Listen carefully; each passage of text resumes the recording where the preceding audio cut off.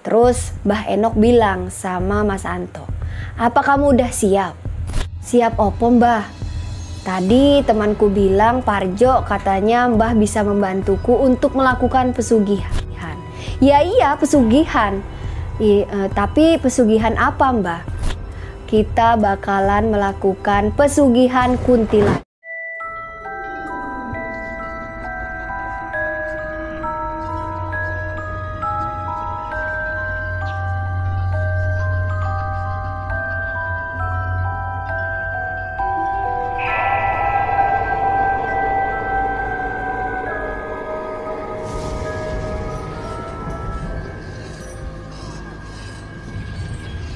Nah, setelah sampai di makam keramat tersebut, Mbah Enok duduk, terus Mas Anto ini juga duduk di salah satu makam ya. Akhirnya semua persyaratan yang tadi dibawa diserahkanlah kepada Mbah Enok. Pada saat itu Mbah Enok ini bilang sama Mas Anto, "Kamu udah siap?" "Saya siap Mbah." Jadi pada saat memulai ritual pesugihan tersebut, Mbah Enok ini membakar dupa terlebih dahulu. Setelah dupa sudah dibakar, ayam cemani disembelih tepat di atas makam tersebut. Dan darah dari ayam tersebut disiram ke beberapa makam. Tak lama berselang, tiba-tiba hawa di sekitar makam tersebut berubah menjadi panas. Sekujur tubuh Mas Anto ini benar-benar merasa merinding. Ditambah lagi Mas Anto ini mendengar suara cekikikan khas dari kuntilanak. Mendengar suara tersebut, Mas Anto ini semakin merinding seluruh tubuhnya. Dan tiba-tiba saja Mas Anto ini dikagetkan dengan datangnya sesosok wanita berambut panjang dengan mengenakan baju berwarna putih yang penuh dengan darah. Lalu Mbah Enok ini bilang sama Mas Anto, "Sekarang kamu sudah bisa memerintah dia. Kamu bisa memerintah untuk mendatangkan uang yang lebih banyak, penglaris dagangan kamu, atau kekayaan yang benar-benar berlipat ganda. Tapi ada syaratnya. Setiap malam Jumat Legi kamu harus memberi ia makan. Kamu harus memberi anak yang baru lahir atau bayi yang baru lahir yang sedang merah-merahnya. Kamu tidak perlu memberikan bayi tersebut kepada dia. Kamu cukup kasih tahu saja di mana letak bayi tersebut dan dia akan mendatangi bayi tersebut. Dan dia juga bisa berubah wujud. Kalau kamu takut untuk melihatnya, kuntilanak ini juga bisa menjadi wanita yang sangat cantik, sesuai keinginan pemiliknya. Jadi kamu harus mengikuti semua perintahku dan jangan pernah melanggar sedikit pun perintah dariku. Dan apabila kamu tidak mengikuti perintahku, kuntilanak ini akan pergi dan akan mendatangkan sial sampai ke keluarga kamu." Nah, jadi di sini Mas Anto ini sama sekali tidak berani melihat sosok kuntilanak tersebut. Mas Anto hanya mengangguk menandakan bahwa beliau ini setuju dan seluruh tubuhnya ini bergetar dan merinding. Dan sebelum menyudahi ritual tersebut, Mbah Enok ini memberi batu yang berwarna merah darah dan sebuah kertas yang bertuliskan seperti mantra ya untuk memanggil kuntilanak tersebut. Batu beserta tulisan itu diberikan kepada Mas Anto. Jadi kalau kamu mau memanggil kuntilanak ini, kamu harus memegang batu ini dan membaca mantra yang aku berikan ini kepada kamu. Setelah batu tersebut diberikan kepada Mas Anto, ritual tersebut telah selesai. Mereka berdua pun bergegas meninggalkan makam keramat tersebut dan menuju kembali ke rumah Mbah Enok. Pada saat sampai di rumah Mbah Enok, Mas Parjo, teman dari Mas Anto ini tadi sudah tertidur di bale-bale di depan rumah Mbah Enok. Setelah sampai, Mas Anto langsung membangunkan Mas Parjo. Dan mereka berdua ini berpamitan pulang kepada Mbah Eno. Dan sebelum pamit pulang, Mbah Eno ini kembali mengingatkan Mas Anto untuk mengikuti atau mematuhi semua persyaratan-persyaratan yang telah ia berikan kepada Mas Anto. Jangan sekali-sekali kamu langgar persyaratan yang telah kita setujui tadi di makam keramat. Akhirnya setelah mendengarkan perkataan Mbah Eno, Mas Anto dan Mas Parjo ini berpamitan untuk pulang ke rumah. Sesampainya di rumah Mas Parjo, Anto dan Mas Parjo ini kembali melanjutkan untuk beristirahat. Keesokan harinya pagi-pagi sekali Mas Anto ini berpamitan lah sama Mas Parjo. Dia bilang, aku pamit pulang ya Jo, terima kasih banyak, kamu sudah banyak membantuku. Aku benar-benar khawatir sama keadaan istriku. Pasti istriku ini khawatir sama aku karena sudah 3 hari aku ini gak pulang ke rumah. Akhirnya Mas Parjo bilang, ya wes kamu pulang ke rumah, hati-hati di jalan. Nah, belum juga sampai ke dalam rumah, baru membuka pintu rumah, istri Mas Anto ini langsung memeluk suaminya sambil menangis. Istrinya bilang, aku khawatir Mas sama kamu. Kamu bilang cuman pergi sebentar menemui temanmu yang mau kerja sama si Dimas. Tapi kok sampai 3 hari kamu gak pulang dan kamu gak ngabarin aku. Kamu kemana? Di sini Mas Anto ini kembali membohongi istrinya. Dia bilang, iya aku tuh kemarin ke rumah Dimas. Terus aku diajak ke kota ketemu sama temen lamaku lagi nih yang mau kerja sama dan mau investasi sama kayak aku. Dan alhamdulillah kayaknya memang udah lumayan maju deh usahanya Dimas. Jadi aku semakin yakin nih investasi uang kita di tempatnya Dimas. Mendengar hal itu, istri dari Mas Anto ini benar-benar senang ya, mukanya tuh langsung berubah menjadi sumringah. Ya semoga aja minggu depan kita udah bisa megang uang ya Mas untuk membiayai persalinanku. Ya udah kamu tenang aja, semua urusan itu kamu serahkan aja sama aku. Nah jadi memang istrinya Mas Anto ini tinggal menghitung hari lagi untuk melahirkan anak ke-6-nya. Tetapi di sini Mas Anto ini sudah berniat di dalam hatinya akan menumbalkan anak ke-6-nya untuk dijadikan makanan kepada kuntilanak tersebut. Karena sesuai perjanjian, untuk mendapatkan kekayaan, Mas Anto harus memberikan tumbal bayi yang masih merah yang baru saja dikeluarkan dari perut seorang ibunya. Kurang lebih 1 minggu lamanya dari ritual pesugihan tersebut ternyata sudah mendapatkan hasil. Jadi warung kecil milik Mas Anto ini tadi sudah sangat ramai pembeli. Sampai-sampai Mas Anto ini kewalahan untuk melayani setiap kali pembeli yang datang. Karena ramai dan silih berganti ya datang. Dan akhirnya pada saat itu Mas Anto ini sampai menggaji 1 karyawan khusus untuk menjaga warungnya tersebut. Karena di sini Mas Anto ini berpikir untuk fokus mengembangkan usahanya yang lain. Kurang lebih 1 minggu itu Mas Anto ini sudah tidak mau tidur bersama istrinya. Nah jadi di rumahnya itu ada 1 kamar kosong yang dijadikan gudang sebelumnya. Dan pada saat itu gudang tersebut sudah disulap menjadi kamar Mas Anto. Setiap malam Mas Anto itu tidur di kamar tersebut. Istrinya ini sudah mulai merasa ada yang aneh ya. Kok sikap suaminya ini langsung berubah setelah bertemu dengan temannya yang berada di kota pada saat itu. Namun di sini istrinya menepis pikiran-pikiran buruknya itu. Dalam hatinya dia bilang, ya mungkin karena aku mau lahiran kali ya, takut nanti tempat tidurnya nggak cukup, jadi suamiku rela tidur di kamar yang berbeda. Dan anehnya, kamar tersebut istrinya ini nggak boleh masuk sama sekali. Yang boleh masuk hanya Mas Anto saja. Jadi setelah 1 minggu berlalu, memasuki minggu kedua, ternyata istri Mas Anto ini sudah mau melahirkan anak ke-6-nya. Tapi kebahagiaan itu direnggut karena anak keenamnya ini akan dijadikan tumbal untuk kuntilanak peliharaannya. Dan pada saat istri Mas Anto ini berusaha melahirkan anak keenamnya, jadi pada saat itu dibantu oleh bidan kampung ya. Jadi pada saat ingin melahirkan, tiba-tiba dari luar istri Mas Anto ini terdengar ada suara anak kecil yang sedang cekikikan tertawa.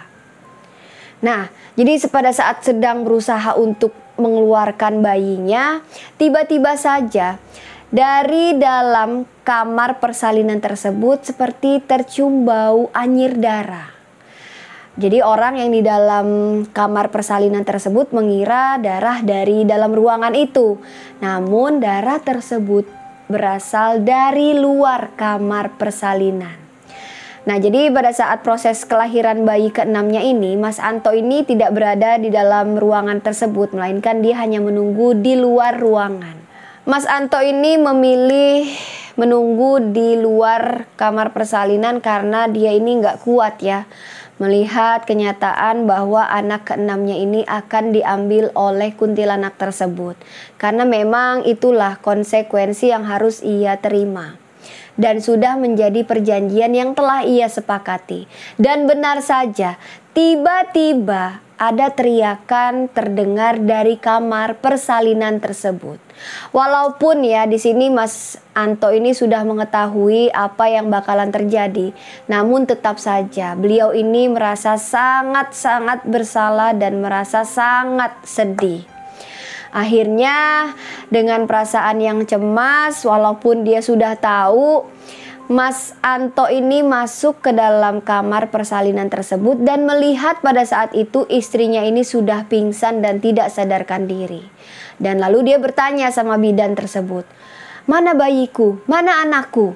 Lalu bidan tersebut bilang sama Mas Anto, "Tadi perasaan udah aku tarik bayinya keluar." Nah, pada saat ditarik, tiba-tiba saja perut istri Mas Anto ini kempes dan anaknya itu hilang. Mendengar perkataan tersebut, tiba-tiba Mas Ranto ini langsung mengeluarkan air matanya. Biar bagaimanapun juga, anak tersebut adalah darah dagingnya. Beliau sangat-sangat bersedih dan ada perasaan menyesal.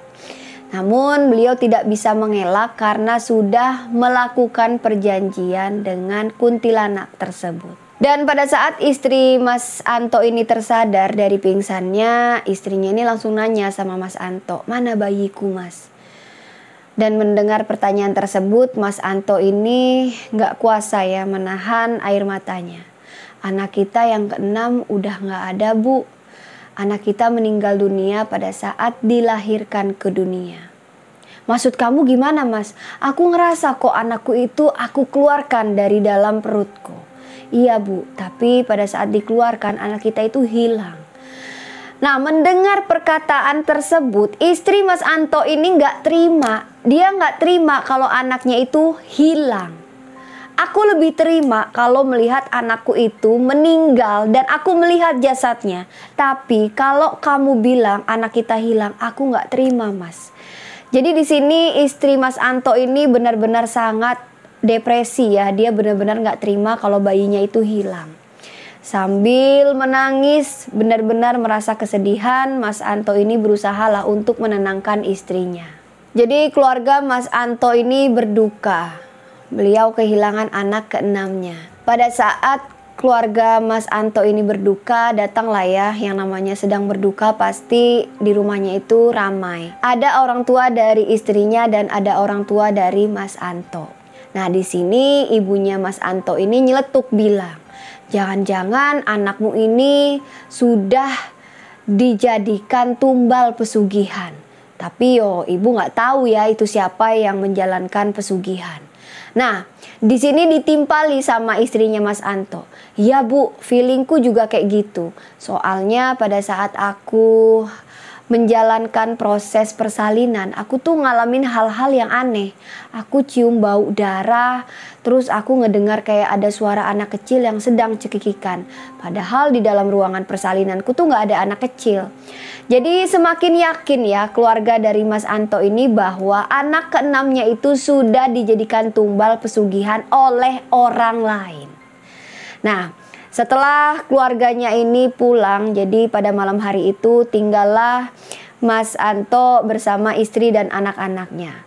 Pada malam hari itu juga Mas Anto ini kembali tidur seranjang dengan istrinya. Karena Mas Anto masih berusaha untuk menenangkan istrinya. Dan supaya istrinya ini tidak teringat lah gitu ya dengan kejadian yang baru saja menimpa keluarganya itu. Pada malam hari itu setelah istrinya tertidur, tengah malam lah gitu ya bisa dibilang, Mas Anto ini meninggalkan istrinya di dalam kamar dan masuk ke dalam kamar yang satu lagi. Ternyata kamar tersebut adalah kamar khusus untuk memanggil kuntilanak peliharaannya. Jadi Mas Anto ini duduk di lantai sambil bersila dan mengeluarkan batu merah kecil dan membaca mantra sambil memejamkan matanya. Setelah mantra dibaca, tiba-tiba sosok kuntilanak tersebut hadir tepat di hadapan Mas Anto. Bau anyirnya itu sudah benar-benar menjadi ciri khasnya lah ya. Kalau misal sudah tercium bau anyir darah, berarti sosok kuntilanak tersebut sudah berada di ruangan tersebut. Terlihat kuntilanak tersebut sambil menggendong bayi. Bayi dari Mas Anto dan istrinya. Kuntilanak tersebut satu persatu menggerogoti bagian-bagian tubuh bayi mungil tersebut. Pada saat melihat sosok kuntilanak yang sangat menyeramkan itu, Mas Anto ini langsung menyuruhnya untuk tidak memperlihatkan sosok aslinya. Nah, jadi setelah bertemu dengan kuntilanak, Mas Anto meminta balasan tumbal yang baru saja ia berikan, yaitu uang dan kekayaan. Gak sampai 5 menit Mas Anto mengutarakan maksud dan niatnya itu, tiba-tiba saja uang yang dalam jumlah yang sangat banyak. Itu satu ruangan itu mungkin ada kali ya setengahnya itu sudah berisikan uang. Benar-benar uang yang sangat banyak. Dalam waktu sekejap, uang tersebut sudah hadir di hadapan Mas Anto. Itulah balasan dari tumbal yang baru saja ia berikan. Sambil tertawa, sosok kuntilanak tersebut pergi meninggalkan Mas Anto. Setelah kejadian tersebut, hari-hari dijalani oleh Mas Anto. Kurang lebih 5 bulan, nasibnya ini benar-benar sudah berubah. Dalam jangka waktu 5 bulan itu, Mas Anto ini sudah bisa membeli rumah baru, ladang pertanian, bahkan usaha yang baru. Warung kecil yang tadi ia miliki sudah berubah menjadi warung yang paling besar di kampungnya. Namun ada berita yang tidak mengenakan ya di kampungnya itu. Hampir 2 bulan sekali, bahkan 1 bulan sekali, ada saja bayi yang baru saja dilahirkan itu meninggal atau bisa dibilang hilang. Dan warga-warga sekitar juga kerap kali melihat ada sosok penampakan yang sangat menyeramkan. Ya bisa dibilang memang penampakan kuntilanak. Jadi kampungnya itu heboh karena diteror oleh sosok kuntilanak. Jadi berita tersebut akhirnya sampailah ya di kuping kedua orang tua dari Mas Anto ini tadi. Namun di sini orang tuanya ini nggak menyadari bahwa yang melakukan pesugihan tersebut adalah anak kandungnya sendiri. Karena memang Mas Anto ini sangat berhati-hati dalam menjalankan aksinya itu. Mas Anto hanya memberitahu siapa-siapa saja ibu hamil yang akan melahirkan dan kuntilanak tersebut yang akan mendatangi rumah wanita hamil tersebut dan akan mengambil calon bayinya itu. Warga sekitar juga sudah mulai merasa khawatir ya karena kampungnya ini sudah heboh diteror oleh sosok kuntilanak tersebut dan ada 2 atau 3 orang banyak lah ya yang bilang bahwa memang ada yang melakukan pesugihan di kampungnya itu, pesugihan kuntilanak. Tapi nggak ada satupun yang tahu bahwa yang melakukan pesugihan tersebut adalah Mas Anto. Dan setiap kali ada 1 atau 2 warga yang ingin menyelidiki siapa sih yang sebenarnya melakukan pesugihan tersebut, Gak ada yang kesampean. Dan malah warga yang ingin mencari tahu atau menyelidiki itu diganggu oleh sosok kuntilanak tersebut. Jadi pernah nih ya, ada suatu kejadian pada saat ada dua warga yang sedang ronda gitu ya pada malam hari. Tiba-tiba ada melihat sosok wanita cantik yang sedang duduk di bawah pohon sambil meminta tolong. Warga yang sedang ronda pada malam hari itu otomatis mendekati wanita tersebut. Pada saat mendekati wanita itu, tiba-tiba saja sosoknya itu langsung berubah menjadi sangat menakutkan. Menjadi wanita yang sangat menyeramkan sambil menggendong bayi, dan bayi tersebut anggota tubuhnya itu dimakan oleh kuntilanak tersebut. Melihat penampakan yang sangat menyeramkan itu, dua orang warga yang sedang ronda itu langsung lari terbirit-birit ketakutan. Dan hal tersebut berjalan kurang lebih 1,5 tahun lebih lah ya si Mas Anto ini menjalankan pesugihannya. Nah, pada saat itu kehidupannya ini sudah benar-benar sugih, benar-benar sudah menjadi orang kaya. Di sini Mas Anto ini sudah mulai kebingungan, gelisah, karena di kampungnya ini setiap kali ada yang hamil langsung pergi keluar kota karena mengetahui kalau misal hamil besar dan melahirkan di kampung itu, barang pasti anaknya itu tidak akan ada yang selamat. Jadi setiap kali ada yang hamil pergi keluar kota, setiap kali ada yang hamil pindah kemana gitu atau melahirkan di mana.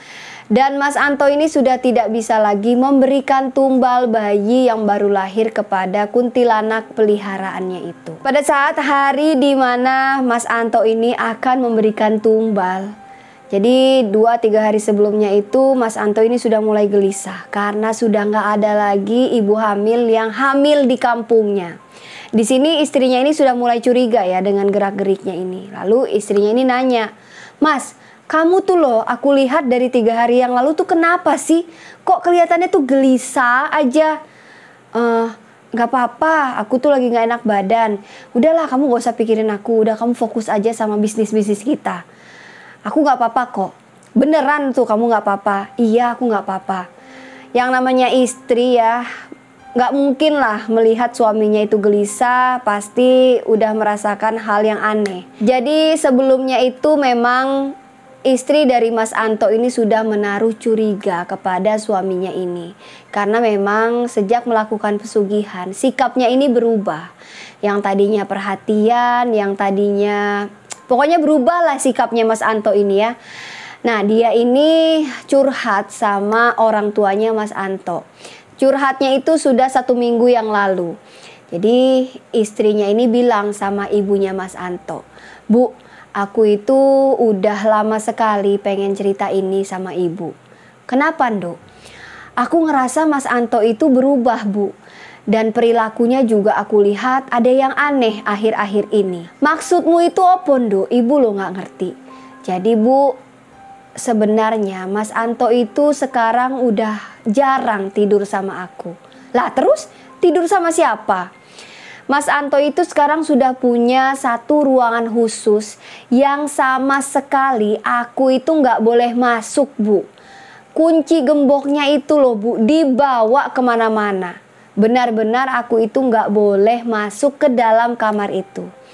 Nah, jadi sejak itu aku itu udah naruh curiga sama Mas Anto. Ngapain sih Mas Anto itu di kamar itu?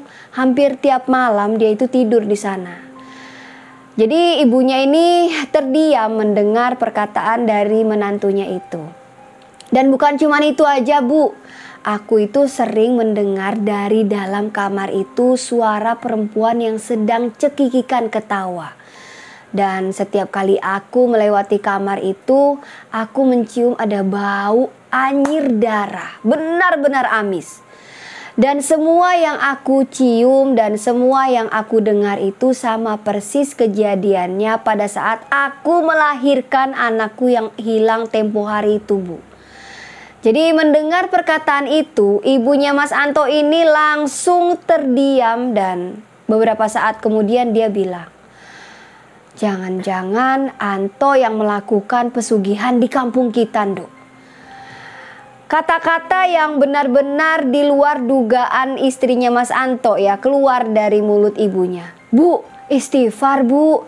Masa iya Mas Anto sampai tega melakukan hal itu? Ya mana tahu Nduk.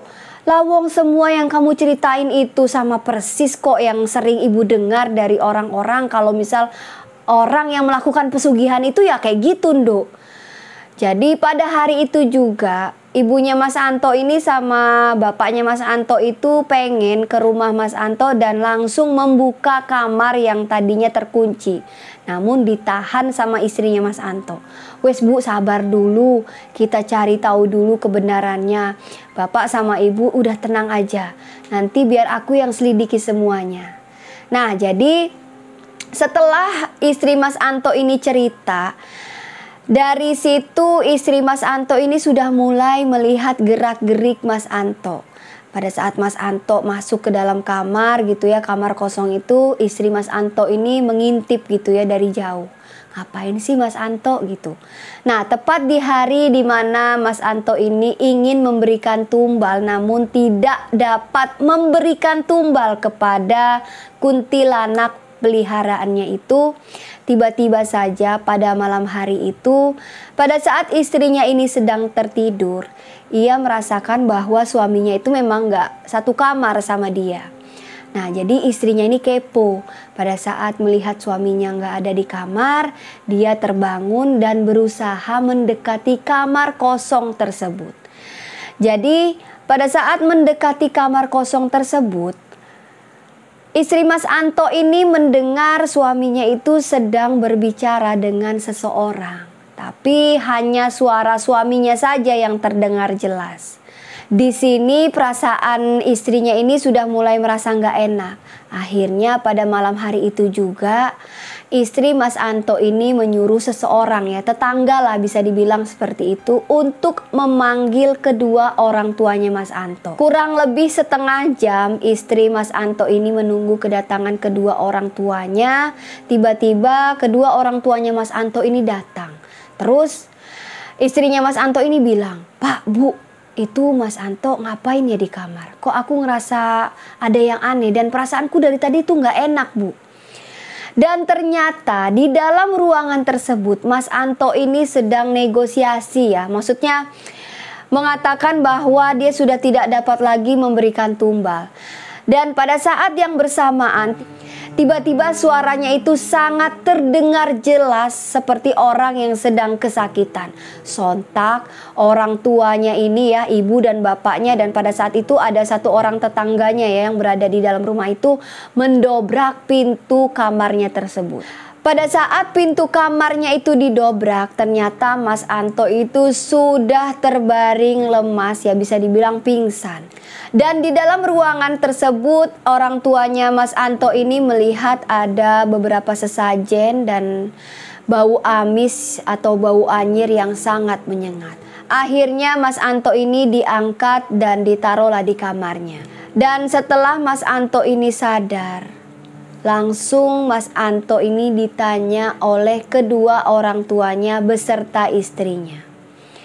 "Le, sekarang kamu ngaku sama bapak, sama ibu, sama istrimu. Apa yang sebenarnya sudah kamu lakukan selama ini? Apa benar kamu sudah melakukan pesugihan dan sudah menumbalkan anakmu sendiri dan bayi-bayi yang berada di kampung sini?" Mas Anto ini nggak bisa berkata apa-apa ya. Jadi beliau ini hanya tertunduk sambil menangis. Beliau sangat menyesal dan memang pada saat itu kondisilah yang membuatnya ini gelap mata. Dia bilang bahwa Mas Anto ini sudah ditipu oleh sahabatnya Dimas dan sudah membawa uang tabungan terakhirnya yang sudah ia persiapkan untuk masa depan anak-anaknya atau mempersiapkan kelahiran anak keenamnya. Jadi pada saat uangnya ini dibawa kabur oleh Dimas, pada saat itulah terbersit untuk melakukan pesugihan. Jadi mendengar pengakuan tersebut, orang tua mana yang mau mendengar atau melihat anaknya ini sudah melakukan kesalahan besar? Orang tua Mas Anto ini sangat kecewa, benar-benar merasa terpukul, benar-benar merasa sangat tercoreng lah namanya ya. Bagaimanapun keadaan kamu tuh masih punya Tuhan, Le. Kenapa kamu sampai salah jalan seperti ini? Bukan cuma orang tuanya saja. Ternyata istri Mas Anto ini juga sangat kecewa kepada suaminya itu. Ternyata firasat buruk yang ia taruh kepada suaminya itu benar saja. Jadi setelah pengakuannya itu, istri dari Mas Anto ini membawa kelima anaknya itu kabur dari rumah, meninggalkan Mas Anto. Orang tua Mas Anto ini juga ya yang namanya anak ya, nggak mungkin lah ya tidak mengakuinya anak. Bagaimanapun juga Mas Anto ini darah dagingnya, namun di sini beliau sudah tidak memperdulikan Mas Anto. Kamu urus diri kamu sendiri, bapak sama ibu sudah nggak mau peduli sama kamu. Jadi di sini teman-teman, semua warga kampung juga sudah mengetahui bahwa Mas Anto inilah yang telah melakukan pesugihan kuntilanak. Jadi memang benar adanya, apabila kuntilanak tersebut tidak diberikan tumbal, maka kuntilanak tersebut akan pergi dan sial akan mendatangi nasib Mas Anto. Jadi Mas Anto ini setelah ditinggal oleh anak dan istrinya, Mas Anto ini depresi. Jadi bisa dibilang Mas Anto ini gila. Semua hartanya itu sudah habis, nggak karuan lah.